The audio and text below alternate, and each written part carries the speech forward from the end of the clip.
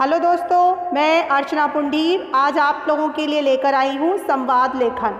संवाद लेखन हिंदी व्याकरण की एक विधा है। दो व्यक्तियों के बीच होने वाली जो बातचीत है उससे लिखने का जो तरीका है वो हमारा संवाद लेखन के अंतर्गत आता है। इसे ध्यान से देखिए और इसे लाइक तथा सब्सक्राइब करना ना भूलिए। संवाद लेखन जैसा कि मैंने यहाँ पर दिया हुआ है, प्रत्येक सामाजिक प्राणी समाज में परस्पर व्यवहार के लिए बातचीत का सहारा अपनाता है। यह बातचीत संवाद या वार्तालाप कहलाती है। यह बातचीत दो या दो से अधिक व्यक्तियों के बीच में होती है, तो इसका जो लिखित रूप होता है उसे हम संवाद लेखन कहते हैं। संवाद लेखन अधिकतर नाटक, कहानी, एकांकी आदि के लिए विशेष रूप से महत्वपूर्ण है। किसी भी फिल्म, नाटक, कहानी की सफलता जो है वो संवाद लेखन पर निर्भर करती है। संवाद उनकी सफलता का प्रमाण होते हैं, अतः ये प्रभावशाली होना बहुत आवश्यक होते हैं।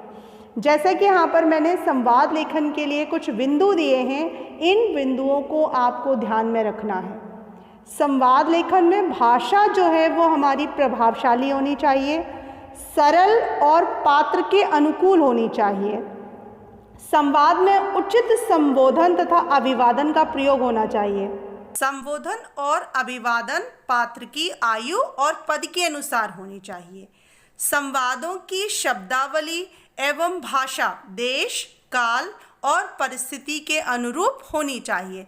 जिस देश या काल में वो है उसी के अनुसार होनी चाहिए। संवादों में स्वाभाविक प्रवाह बना रहना चाहिए। संवाद संक्षिप्त एवं रोचक होने चाहिए, छोटे छोटे होने चाहिए। संवादों में क्रमबद्धता होनी चाहिए, अर्थात एक बात दूसरी बात से जुड़ी होनी चाहिए। संवादों में मुहावरे एवं लोकोक्तियों का उचित प्रयोग होना चाहिए। मुहावरे और लोकोक्तियाँ जो हैं वो भाषा को प्रभावशाली बनाती हैं। साथ ही साथ हमें संवादों में विराम चिन्हों का उचित प्रयोग करना चाहिए। भाषा को स्पष्ट करने के लिए हमें विराम चिन्हों का सही प्रयोग करना आवश्यक है। जैसा मैंने एक उदाहरण दिया है, यहाँ पर दो मित्रों के बीच विद्यालय में आयोजित होने वाले वार्षिकोत्सव की तैयारी के संबंध में बातचीत है। इसे मैंने संवाद रूप में लिखा है।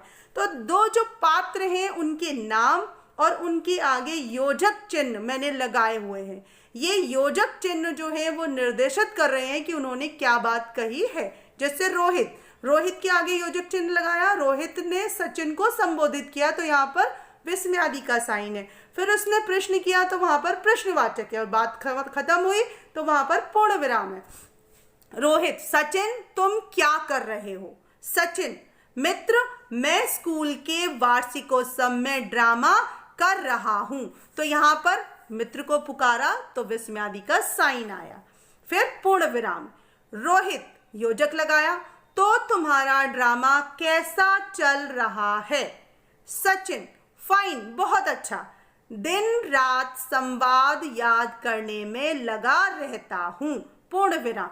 आपने देखा यहाँ पर हम जो बात कर रहे हैं, वक्ता के आगे हमें योजक का चिन्ह लगाना है और बात में जिस प्रकार का भाव आएगा उस प्रकार का विराम चिन्ह का प्रयोग है।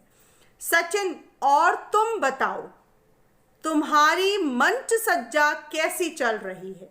रोहित, बहुत अच्छी, इस बार की मंच सज्जा तो देखने योग्य होगी। यहाँ पर भी उन्होंने विराम चिन्हों का उचित प्रयोग किया है। सचिन और रोहित के आगे विराम चिन्ह, योजक के चिन्ह लगे हुए हैं। बताओ के आगे आश्चर्य का भाव आ रहा है तो विस्मयादि है, फिर प्रश्नवाचक का चिन्ह है।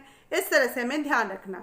सचिन, और तूने भी ऐसी नाटक पहले कभी नहीं देखी होगी। सचिन भी कह रहा है कि तुमने भी ऐसा नाटक पहले कभी नहीं देखा होगा, क्योंकि सचिन नाटक कर रहा है और रोहित जो है वो मंच की सज्जा कर रहा है। तब तो मजा आ जाएगा। ठीक है, फिर कल मिलते हैं, बाय। Sachin, okay bye. दोनों ने एक दूसरे को अभिवादन किया और अलविदा हुए। तो यहाँ पर आपने देखा कि विराम चिन्हों का उचित प्रयोग है और संवाद जो है वो छोटे छोटे लिखे गए हैं। इसीलिए ये रोचक और प्रभावपूर्ण बना है। यही आपको ध्यान रखना है और अभ्यास करना है।